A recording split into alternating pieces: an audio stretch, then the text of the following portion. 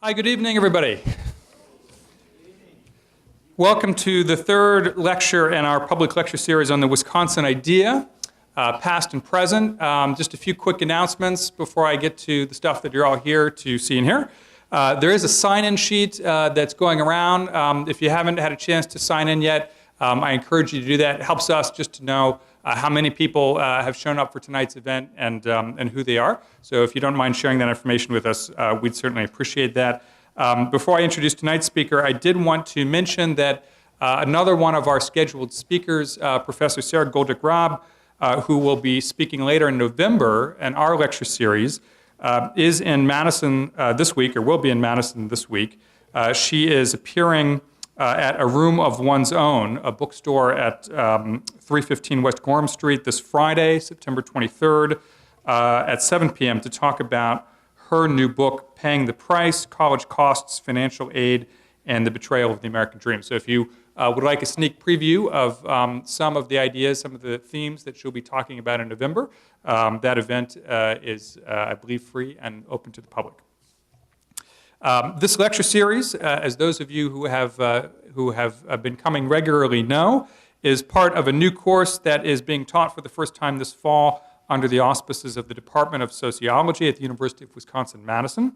My name is Chad Allen Goldberg. I'm a professor in the Sociology Department, and I have the honor to serve as the instructor for the course this semester. The Wisconsin idea has always been about more than training students for the workforce.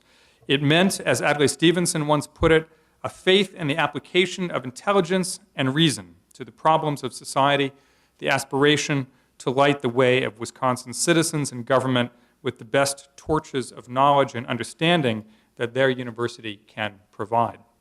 Accordingly, this lecture series and the course with which it is associated aim to bring students, staff, and faculty in the UW system into a broader conversation with citizens of the state about how the knowledge produced at the University of Wisconsin has benefited the public in the past and continues to do so today.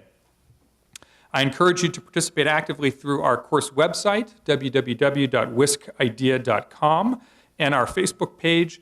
If you are live tweeting this or subsequent lectures, please use the hashtag #WiscIdea. I should add that the Sociology Department is offering this course on a shoestring budget out of our academic and supplies and expenses budget.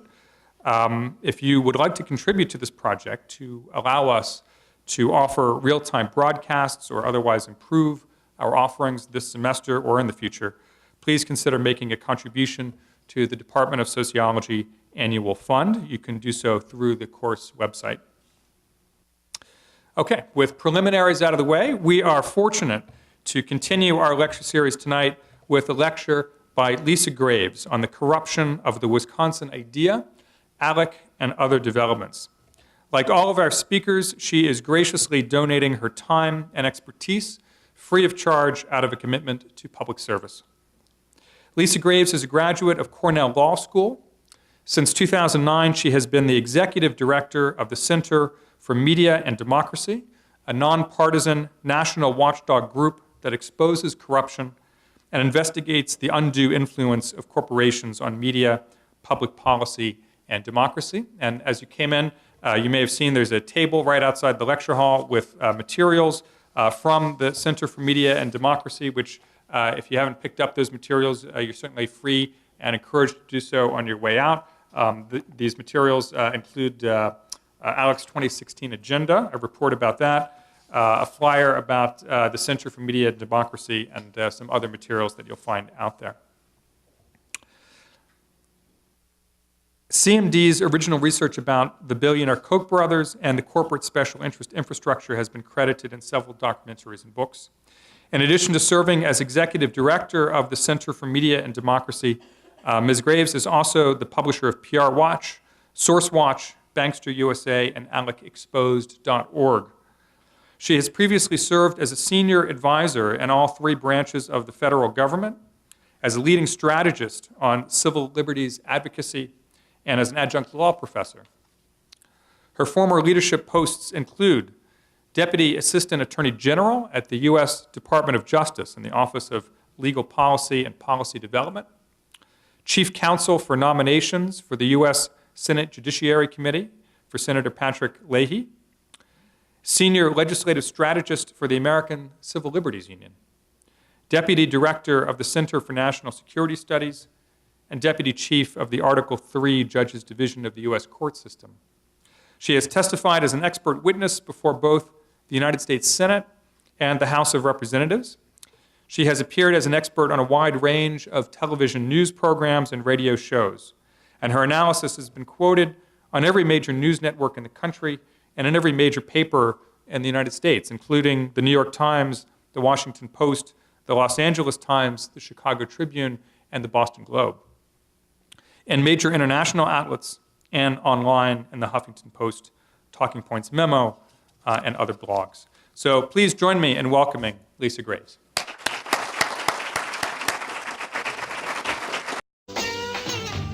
I'm just a bill, yes, I'm only a bill, and I'm sitting here on Capitol Hill. Well, it's a long, long journey.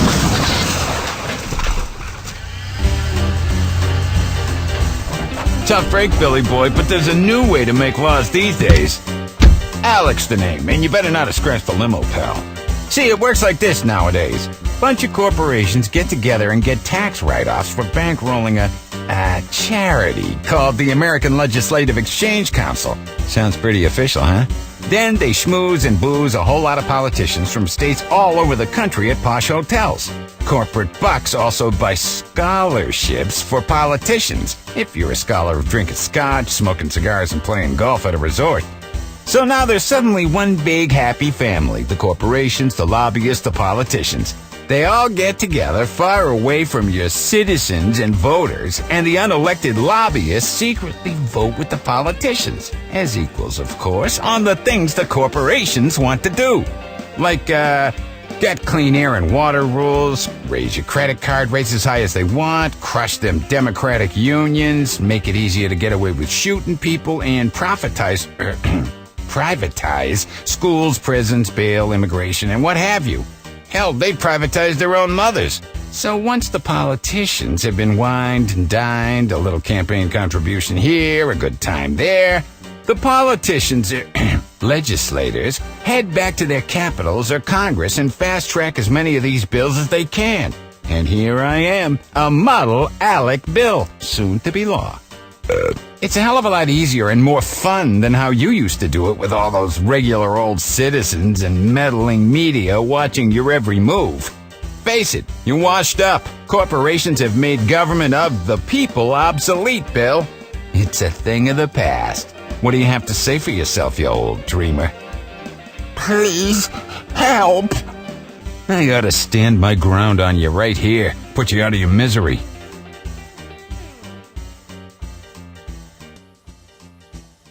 Well, I thought that Mark Fiore's video could help introduce a number of topics tonight.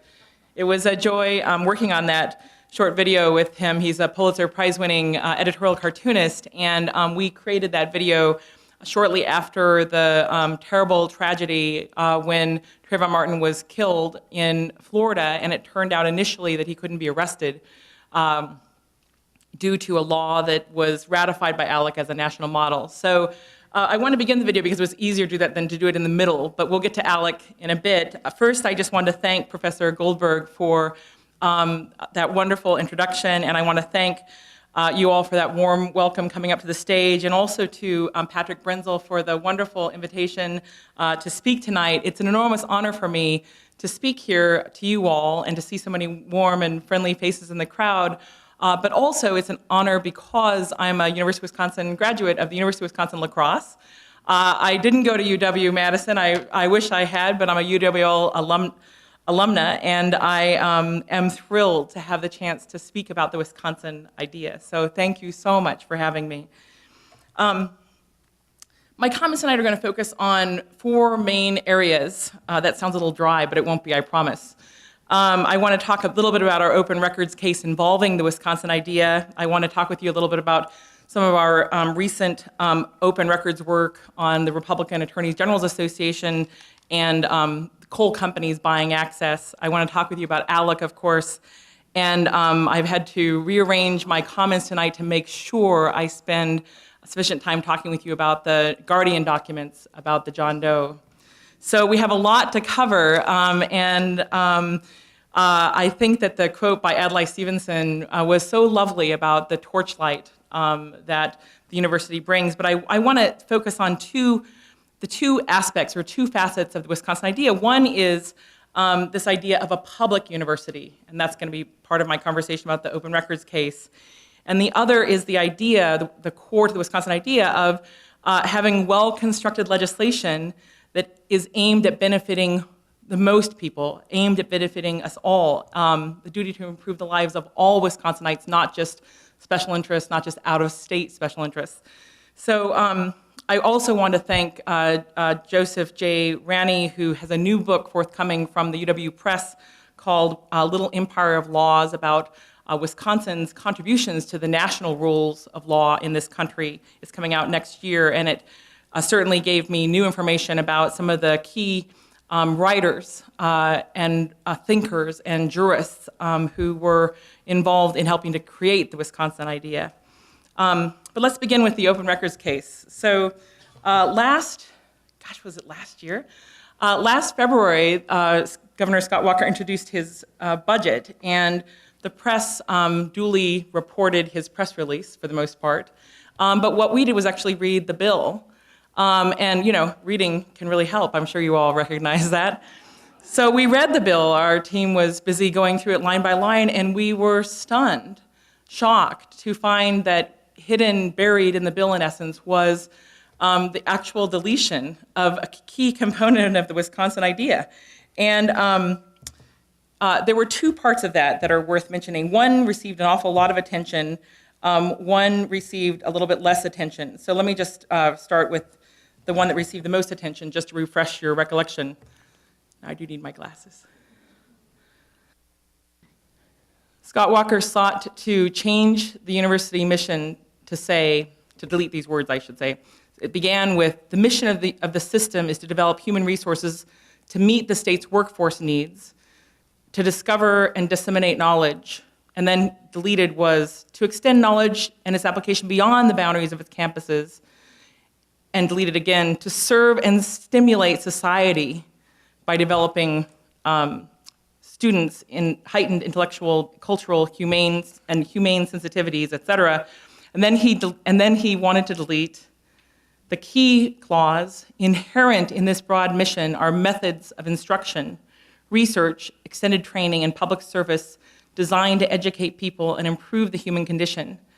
Basic to every purpose of the system is the search for truth. I'm sure you remember the case as it was unfolding. The other part of that statute that he sought to delete was about actually deleting the phrase "the public interest." So let me just grab that portion. In essence, the other edit to 36.011 was to say that where it had said, and it still says now due to the uproar, but where it had said that it is in the public interest to have a university system, he wanted to substitute this sort of passive English of it is constitutionally required that we have a public university. Now, you may think that those are small changes. Maybe you don't. Perhaps you don't. That would be great. I bet you don't. Anyway, you may think that those are small changes, but in fact, they're enormous and they speak volumes. And so when we saw them, we were completely shocked. We immediately began writing about it and then tweeting out the fact that these enormous changes had been proposed. And as we've seen in other Wisconsin legislation, it was poised to just get rammed through the legislature with very little chance for anybody to weigh in. It was sort of like a done deal, like many of these Walker bills.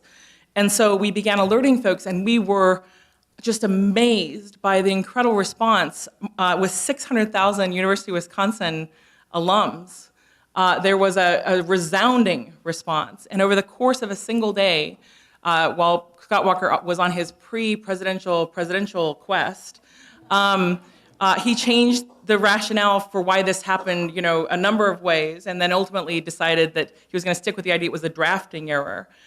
a drafting error. You know, it sounds so modest, like there was some sort of ink spilled and it was an accident to delete the public interest or to delete the idea that the search for truth is essential to having a university, the university system. You know, that was sort of there were editorials going on, there was a lot of uproar, and basically he said within 24 hours that he was not going to pursue this change that wasn't his idea and that was merely a drafting error. And so it got put off the table. So we immediately filed a request for records. How did this idea come about, Governor? Where did it originate? Because the university responded in due course that it was not the origin of this outrageous, outlandish idea. And there was some back and forth sort of trying to blame the university. They knew about it, that they didn't object. There was a whole set of dissembling going on. So we sought open records requests and they denied them. And, you know, the denial came, so this was February, the denial came in full in May. I think, you know, there's a slow walking process that we've seen where they think, well, you know, we'll just wait until this news cycle ends, we'll just get through this and then we'll respond. So in May they responded, and when we got the response, it said that this was protected by attorney-client privilege. It named the people basically, and none of them were attorneys. We said that was ridiculous. It's asserted deliberative process privilege, which doesn't apply in Wisconsin. It made other claims, and it just denied the key portions of the records to us. So my team said, what should we do? And I said, we sue. So we sued. And simultaneously, the Progressive magazine had also made a request through Judge Lounsbury and his wife, and they got a denial, and they sued. And so the courts brought our cases together into one suit against the Walker administration to try to get the truth, not ironically. So that was May of last year. And then we went through a whole process with them, with the administration, in which they dropped the attorney-client privilege claim because it was ridiculous and baseless. And then they decided that they were going to claim two things that were interesting. One was they were going to claim that Wisconsin should embrace the idea that there's a deliberative process privilege, and what that means is the idea that public officials, bureaucrats, public servants, however you want to term the phrase, should be able to deliberate without you knowing what they're deliberating about, which is an interesting idea. It's been embraced in some ways in the federal government, but it has not been the rule of law in Wisconsin. And in fact, in Wisconsin, our open records law says the opposite. Let me find it here. It says, in recognition, oh, there it goes. Oh no, can you imagine? It says, in essence, I know I've lost the quote. It says that in recognition of the importance of our democracy, we have to have open government, and people have a right to the maximum access to our open records. And only in the rarest of instances should that request be denied. That's a paraphrase, and it's pretty close to the beautiful original. And so we said, this is totally contrary to Wisconsin law for you to assert deliberative process privilege, and we fought them. So we filed briefs back and forth. They made some very unusual claims. They claimed that federal law should trump Wisconsin law. It's an unusual claim by a state to make. In essence, they suggested that federal law that embraces this deliberative process privilege should be read in to obliterate Wisconsin law on this point, even though the Wisconsin courts had rejected those very arguments. They argued that that the materials were a draft because they were marked draft, even though Wisconsin law defines draft very narrowly. They argued that every single employee of the executive branch is subordinate to Scott Walker, so everything was done as a draft to him, but while not admitting that it was actually him involved in the change. And they made a host of other claims. So we fought them. We ultimately ended up doing depositions with them. Sorry for this procedural history, but it's a bit interesting. They decided to let us have depositions, and during the depositions, they refused to answer any questions about what actually happened. They would only answer questions about what the procedure usually is, when every single bit of evidence that was known indicated that the procedure had not happened as it usually does. So ultimately, this May, the court here in Dane County rejected the Walker's claims, completely rejected the deliberative process claims, and rejected the overall thrust of their arguments and ordered that the documents be released. Now, I'm sure you're waiting on bated breath, or waiting so patiently to know what happened. Was Scott Walker at the center of the demand to change the Wisconsin idea, to delete the search for truth, to delete the idea of the public interest? The answer is yes. Yes. Yes, as if you had any doubt. I know you did not have any doubt. But, they lied, and they denied, and they obscured and obfuscated the truth, and while trying to delete the search for truth. And so we won. That was great. We won. I swear to you, that is not my Jeb Bush please clap moment. So now I'm going to relax. I'll get into this more. Anyway, we won, and it was a great vindication, not just for our work, but for the people of Wisconsin, because if that deliberative process privilege had been encrusted on our law, it would really be the death knell for access to all sorts of records in our state that we have a right to under Wisconsin state law. And as you know, last summer, while the case was pitting, the legislature almost changed the open records laws again. Over July 4th, in another stealth maneuver, that Eagle Eyes spotted, we learned that they were about to gut the open records laws, including parts that were pertinent to this case. So much did they want to cover this up. Of course you'd want to cover up that you wanted to delete the search for truth. I mean, who wouldn't? If you were the ones trying to delete the search, wouldn't you want to just make sure no one knew it was really you, that you could deny it while you pursued your political ambitions? Of course you would, but that would be wrong. That would be wrong, and it'd be contrary to law. And so we were very grateful that the court ruled in our favor. And also, one of the interesting things for me was having worked on open records requests, testified about open records requests before the United States Senate. I knew that one of the things that happens, or used to happen in Washington, D.C., was as soon as a new administration would come in, they would change the open records presumptions. Because unlike Wisconsin law, which has a presumption in favor of disclosure, except in the rarest instances, federal law had no such presumption until this past month. And so when I was in the Clinton administration, we were tasked with construing the provisions in the Freedom of Information Act in favor of disclosure where possible. One of the very first acts of John Ashcroft when he came in, I was a career deputy assistant attorney general, so I had to advise him. We can talk about that later if you want. Was to reverse the presumption and to say that the department was going to defend its rights to withhold information to the maximum extent that they wished to do so. And then when President Obama came in 2009, one of the first things he did was reverse the Ashcroft rule and again order the rule be presumed in favor of disclosure. Now, that's not magic. It actually doesn't work that way in the federal government. A lot of requests take a long time. It's very hard to get records. But in states like Wisconsin that have this proud tradition, it has not been the norm.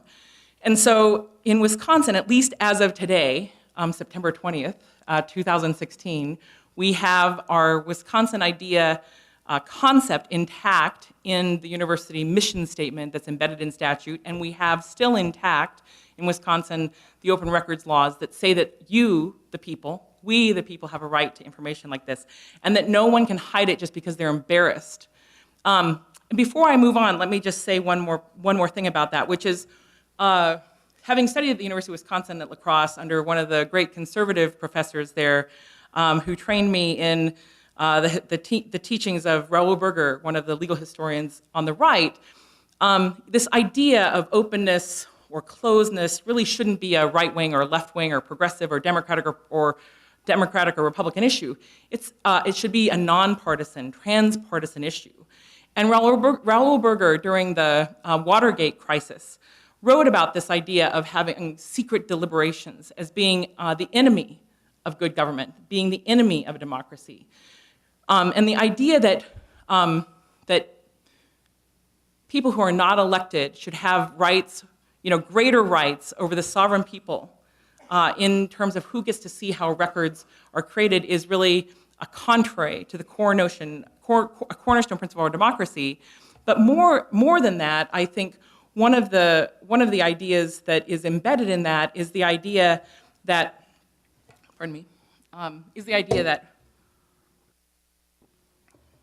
one of the concepts embedded in that concept, in that idea, oh my goodness, let me try that one more time. One of the core concepts embedded in this idea is the notion that if public servants can't deliberate freely, that they'll be chilled, that their rights will be chilled, and that their rights supersede your rights. Having lived through the Senate Judiciary Committee hearings on some of the Bush nominees, and having been there as we tried to figure out how the United States became a proponent of torture with the legal opinions of John Doe at the Justice Department and the Office of Legal Counsel, I can tell you that a little bit of chilling is a good idea.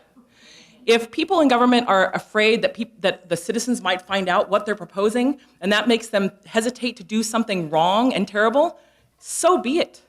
That's the way it ought to be. Good ideas will not be suppressed in that environment. If you have a great idea, you'd want to shout it from the street tops. If you have a terrible idea, like, Geneva Conventions don't really apply, and not to equate the two, the search for truth should be deleted, perhaps you might want to be chilled by the fact that people might find out that you're the person who proposed this outlandish insult to our legal system. Okay, open records. Now I'm on to the next thing. Here we go. The Republican Attorney General's Association and Koch. So about a year or so ago, we began a series of open records requests. My organization, the Center for Media Democracy, does probably 3,000 open records requests a year. In addition to that, we, whenever we're traveling with our team, we usually go to archives in whatever city we're in to find out any publicly available materials that we can take a look at. And in Wisconsin, we've probably done a couple hundred every year. And nationally, I said it's about 3,000. It may be more this year. Anyway, we were interested in finding out what was happening with the efforts to stop the Obama administration's efforts to address climate change. So as some of you know, the Clean Power Plan is a step toward addressing the climate change disaster that is unfolding worldwide. And it's a modest plan. It wouldn't be my plan, perhaps, but it was a step forward. And it's, in fact, one of the only steps forward we've been able to make really since Kyoto back nearly 20 years ago in terms of addressing climate change. And even though it has modest staged-in regulations and attempts to deal with carbon and carbon pollution, carbon emissions, while also trying to deal with our energy needs, it was fought, and it is being fought bitterly, by coal companies. Well, so I suppose in some ways that's to be expected. The coal companies see the writing on the wall. A number of them are in bankruptcy. They are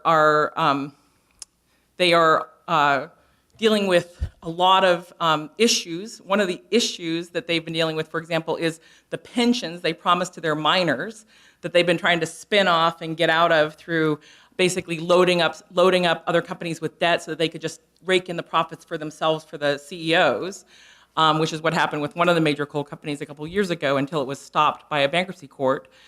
But the coal companies, are trying to assail this law. And in some ways, obviously, that's their right. They can go to court and say, please don't enforce this law. We think it's unconstitutional, or we don't agree with it, or what have you.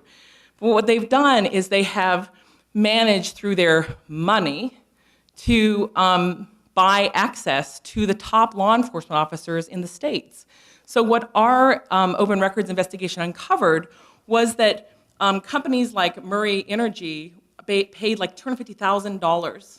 Not like, actually, $250,000, to get a private meeting with leading Republican attorneys general in the country. And just over a week later, they ran to court to challenge the Clean Power Plan. I'm sure they talked about the Clean Power Plan in that room. We know from our open records request that indeed they did, and they talked about much more in terms of their plan to attack this federal law.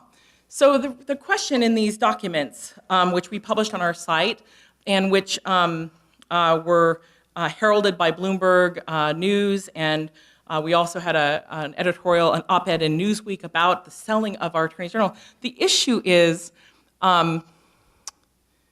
should our top law enforcement officers in our states really be basically auctioned off to the highest bidder? These coal companies can afford their own attorneys. Why do they need ours?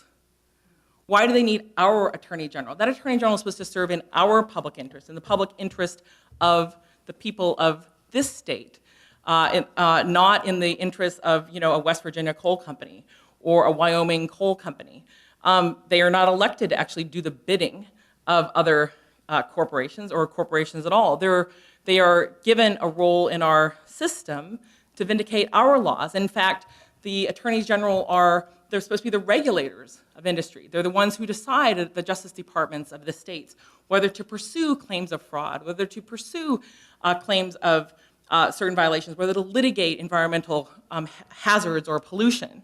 And so for them to be so subservient to the coal industry is really shocking. And our Wisconsin Attorney General is part of that process with the Republican Attorneys General Association. I don't think our Attorneys General should be for sale. And I don't care what party anyone is. It should not be okay to anyone for that to be the case. In this instance, can you imagine if the FBI were basically soliciting cash from companies to decide, basically, are we going to pursue this criminal investigation or not? Are we going to pursue this civil investigation or not? We saw what happened actually in 2000, although many people missed it because it's pre-Google, before Google was a word, let alone an empire. The Koch brothers were subject to the largest criminal indictment for environmental violations in the history of the United States. It was a nearly 100-count indictment. It was an indictment, not just like a theoretical charge. It was an actual indictment. They were subject to penalties in the hundreds of millions potentially for their environmental record and for their efforts to evade those laws through their subsidiaries. And they made a huge donation and probably a lot of other spending to the Bush campaign. And one of the first things that John Ashcroft did when he became Attorney General was to settle that case for just a couple of counts in like $20 million, which I think I calculated is what they make in like 2 hours. If you took their kind of annual revenue projected, since it's privately held, we don't know precisely how much, but if you took the billions and then you allocated on an hourly basis, not an 8-hour day, but a 24-hour day, it's like that. They were able to pay that fine off. It was nothing to them, nothing to them. So, was that a legitimate decision? I say no. Did it get wide coverage? No, people really didn't know who the Koch brothers were at the time. They weren't really following, and there wasn't the internet, and you might have caught a story in a newspaper about some settlement and some environmental claim, but you didn't know the significance of it.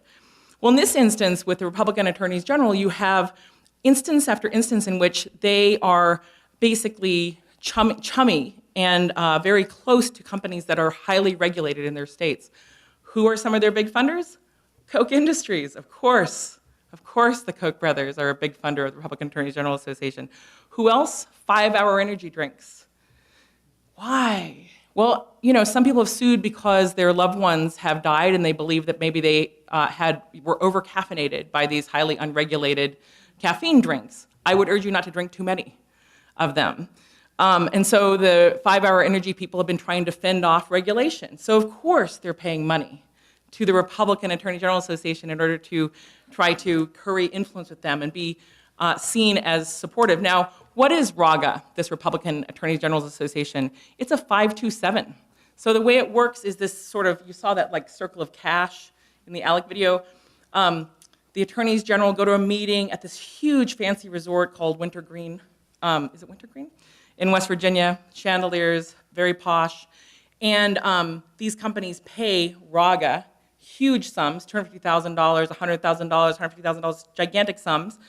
And then they have these private meetings with these attorneys general, and then they do workshops on their agenda. You don't get those workshops, I'm sure. Have you ever had a workshop with an attorney general about your agenda? You didn't pay $250,000. And then at night, they do fundraising events for their own personal campaigns. And meanwhile, RAGA turns around and takes its cash and turns it back into help for those AGs to win their races. I think that to me is, it may not be unlawful, but it certainly sounds corrupt, and it is corrupt. So RAGA, should our attorneys general be for sale? And the reason I mention it is not just because we just published, our documents about that, but because this question of what is the Wisconsin idea? The Wisconsin idea is the notion that we have this amazing university system which is devoted not to corporate profits, or at least is supposed to be devoted to the search for truth. It's supposed to be devoted to finding answers to problems that we confront, finding answers that are independent, that are not in favor of one corporation or one industry or another, and crafting ideas and legislation and solutions that benefit most of us, that benefit to the maximum benefit of all of our citizens, not just to the few. And legislation and litigation by way of RAGA and its equivalent entities is the opposite of that. It's the opposite of the idea that litigation or law is in the public interest. It's in the private interest. It's in the most private interest. You can't go. It's in the most exclusive hands. You can't afford it. That's what is happening through the Republican Attorneys General Association. Our attorneys general, our top law enforcement officers are for sale. And it's wrong. Which of course brings me to ALEC, the American Legislative Exchange Council. Let's see now, it's been 5 years since a whistleblower came to me with all the ALEC bills. What had happened was actually, again, a tribute to the power of individuals speaking up and standing up. So in January and February of 2011, as you may recall, with the enormous protests here over Act 10, there was a lot of concern. Where were these bills coming from? There were a number of bills. There were tort reform bills. There were other measures that were dramatic changes to our laws. What was the source? A professor here at the university wrote an op-ed in the New York Times and said, maybe ALEC, this thing called ALEC, is the source. People said, what is ALEC? We were looking into it. We said we'd like to know more about what ALEC is. What is ALEC? Ultimately, in April of that year, a group of citizens who were writing on Daily Kos decided they were going to go protest the ALEC meeting in Cincinnati. It was the very first protest in nearly 40 years of ALEC's history of doing this that anyone had protested them. And out of that protest came a whistleblower who was so appalled that that person shared all the bills that had been secretly voted on by corporations. Now, at the time they were shared, we just knew that they were bills, but in the set of documents was a document called ALEC 101. What is ALEC 101? It was an astonishing document. It said that through ALEC, the private sector, corporations, and the public sector, legislators, get an equal voice and vote. And I looked at it, and I thought, let me read that again. I couldn't possibly be reading that correctly. I had been in Washington, D.C. I had been a lobbyist for the ACLU on national security and human rights issues. I had gone to meetings in the House of Representatives to try to urge members to please amend the Patriot Act to provide greater civil liberties protections. I had seen a lot in my time in Washington in all three branches, but I had never seen corporations voting on bills before they were introduced. Never. Now, certainly there were members who were very close to some industries, like the Oklahoma senator who doesn't believe in climate change but takes a whole lot of cash from big oil. But I had never seen them vote or known that they would vote on bills. Can you imagine if the Republicans had some document showing that Nancy Pelosi or Harry Reid had been secretly voting on bills with me, or the Sierra Club, or Greenpeace? Like, that would be on the news until the end of time. And as much as I don't think Fox News is news, it would be right for it to be covered like that, because it is an outlandish insult to our system of democracy. Now, what happens at ALEC? They go to a resort. They go on scholarships, as the video pointed out, and they go to meetings, and they let the press come and see part of the meeting, the sort of public address, something like this, where someone is speaking in broader terms. And then they go to their closed-door meeting where the press is not allowed and where you are not allowed, and they vote. And we have the vote tallies from open records requests. The vote tallies, until they stop sending them by email, but we have the vote tallies where the corporations vote, all corporations vote aye, all legislators vote aye, and then the bill passes. It becomes an ALEC model that the board approves, and then lo and behold, it gets rammed through our legislature here in Wisconsin or Michigan or Ohio or Arizona or Florida or South Carolina. Meanwhile, in the evenings, they have parties, the tobacco party sponsored by the tobacco companies, the wine and cheese party sponsored by the wine companies. The tobacco party, the cigars come out on silver platters, I kid you not. We have video of it. We'll be releasing that soon. But, you know, so they're wined and dined and schmoozed and boozed, and they come back to the State House and introduce the bills. Now, before we exposed ALEC, no one knew how many bills were ALEC bills. There were nearly 1,000 in the bill library. They claim that 25% were passed every single year. Only once did we see a legislator accidentally introduce a bill with the ALEC logo. Down in Florida, of course. No offense to Florida. But in Florida, she introduced it with the ALEC logo and then tried to pull it back. You know, other than that, you know, the bill said, like, insert your state here, that sort of thing. You know, it was all national. And what we saw in those open records requests were things like, this is the Exxon bill on fracking. And then they would all vote for the Exxon bill on fracking. Then they come to the State House and they'd be like, that's my bill.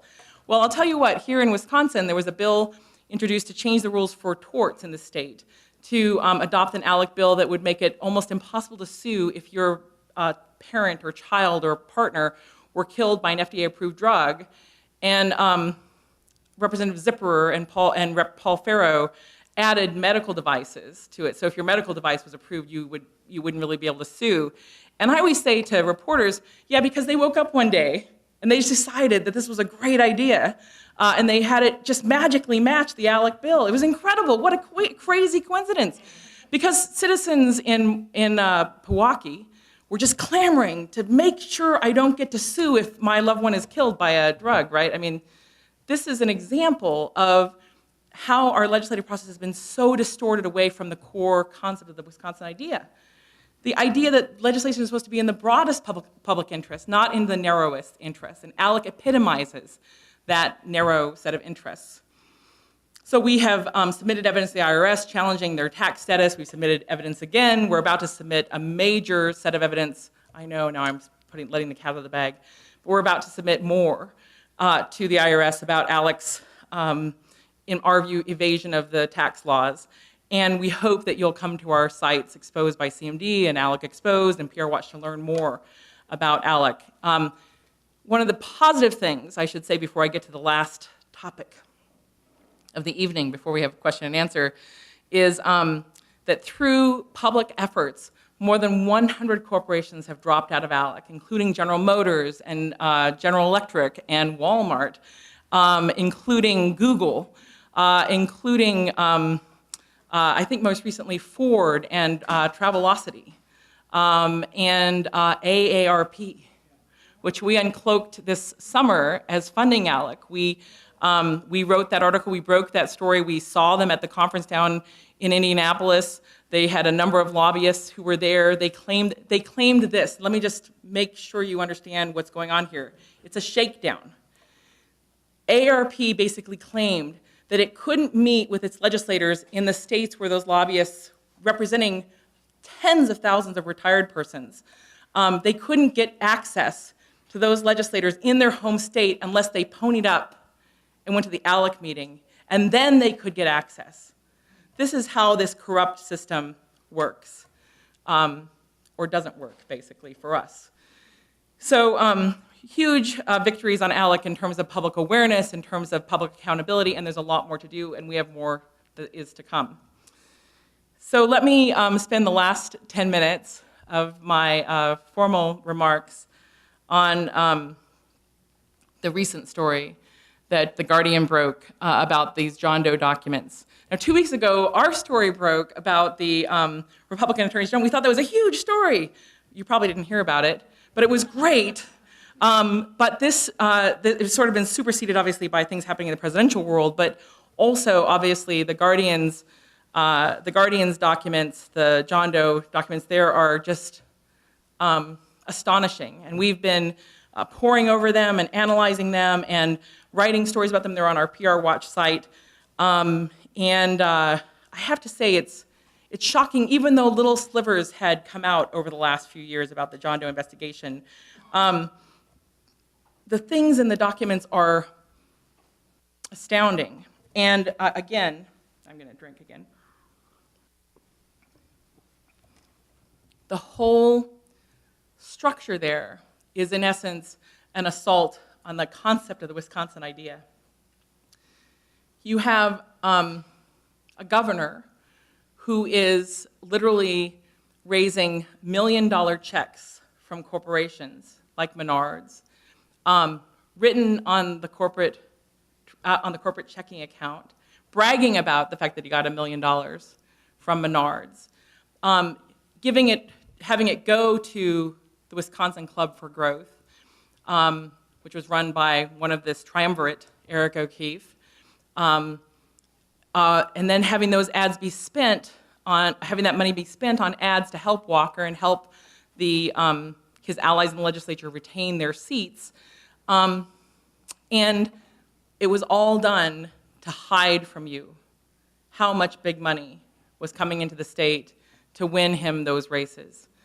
Now, there's a lot I could say about this corruption of our democracy and how this exemplifies the problems that our country and our state faces. But there are a couple things I wanted to emphasize in particular, and then I'm sure we'll have some questions and answers, or at least attempts at answers. One is, there's some saying that goes around on the internet. It says, when someone shows you who they are, believe them.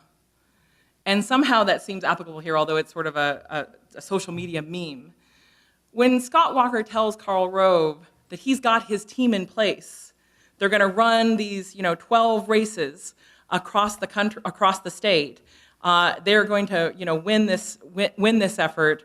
When R.J. Johnson says to Scott Walker's formal campaign manager, I've secured ALEC O'Keefe, now we can really move our team forward.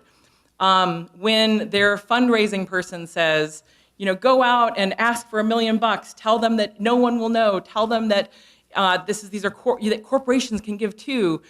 Those documents just on their face reveal abject, uncontrovertible corruption. They are without further examination of all the back and forth. The idea that our governor was secretly raising money from corporations to fund his race, basically on the so-called outside, and to fund the races of his majority, is just outlandish. These weren't just issue ads. They were actually, in many instances, if not most instances, cases of express advocacy or the equivalent, where no reasonable person could see the ad and believe that it wasn't about the election. And in fact, even though these guys, ALEC O'Keefe in particular in the press, talked about how Wisconsin Club for Growth is just an issue advocacy group, the emails say it's about the elections. It's all about the elections. It's always been about the elections for them. That's what the whole thing was. But it's not just the elections. It was about ensuring they had a majority, not just to continue beyond the Act 10 agenda, but for redistricting, so they could secure a longer-term majority by making Wisconsin one of the worst, most disproportionately districted states in the entire country, worse than southern states that have historically had a much worse track record. Wisconsin and redistricting, that was one of the goals. Another part of their agenda was to secure that Supreme Court, to make sure that their efforts would be upheld, whether it was redistricting or Act 10 or whatever other outlandish bill they wanted to put forward. There were a multitude of pieces here. It was about Scott Walker. It was about the Senate. It was about redistricting. It was about the state Supreme Court. And it was about hiding that big money from you. From you. So when we began, we can talk about what happened with lead paint. Interestingly, Vicki McKenna basically said, lead, she's the right-wing talk show host, lead, that's no big deal. Other than, I suppose, for bullets and batteries and things like that. But ALEC O'Keefe actually said on her show, I think last week, something like, if you're worried about lead, it's really the trolleys in Milwaukee that Barrett wants that will shake loose the lead in the pipes. That's the lead, not the fact that tens of thousands of Wisconsin kids have been poisoned by lead. Because the lead company, which was Mr. Simmons, Harold Simmons, his company, Contran, and then NL Industries. What does NL stand for? National Lead Industries. His company wasn't just National Lead Industries. It was the paint that I think everyone knows. I think it's the was it Scotch Boy paint? Dutch Boy paint. Dutch Boy paint. Dutch Boy paint. That's who that is. And this theory of liability in Wisconsin had been around for a long time, contribution liability, basically, where, you know, I don't know about you. I don't know if you save your paint cans for 30 years. Most people don't. I don't know if you save your product packaging for 20 or 30 years or 5 years or whatever. Most people don't. But in instances like paint, where you know industries had a portion of the market share, and you know that the product is dangerous and has caused damage, then liability can be apportioned based on the portion of the market share, because you can't show that that particular paint can came from that particular company. And so they share the liability equally if they all were equally at fault in distributing a dangerous product. And so that case is not just about, you know, a change in the law in the Wisconsin legislature that Walker says he was always for. He ran on tort reform. Excuse me, did he actually run and tell you that his plan was to help Harold Simmons, Texas billionaire, out of his lead lawsuit involving thousands of Wisconsin kids who were poisoned by lead? No, he didn't run on that, because he couldn't run on that, because it would be foolish to run on that, because it would be wrong to do that. And it's not just that they changed the law in the first law signed into effect by Walker before Act 10, the so-called tort reform bill, which ALEC took credit for behind the scenes. It's not just that. It's that they then, after the donations, changed the law. Oh, see, I am done. Changed the law so that it would apply retroactively. It would kick those cases out of court. And Peter Earle, the lawyer in that case, said they came into court the next day after that law was signed and asked the court to dismiss the case because they had just gotten their victory in the legislature here that Walker signed into law. It's not just about that kind of corruption, which I think is akin to quid pro quo corruption. There are other instances, other entities, the mines, the payday lenders, and more. And so there's a lot for, I hope, the people of the state to be thinking about and to be looking into and to be examining. But since I'm at the end of this portion of the conversation, before we do Q&A, I do want to end on one note to circle back to where we began in terms of the idea of a public university being in the public interest. Here at this university, there are documents in the archives by William Greedy, G-R-E-D-E, not G-R-E-E-D-Y, although you might confuse it in a moment when I tell you this story.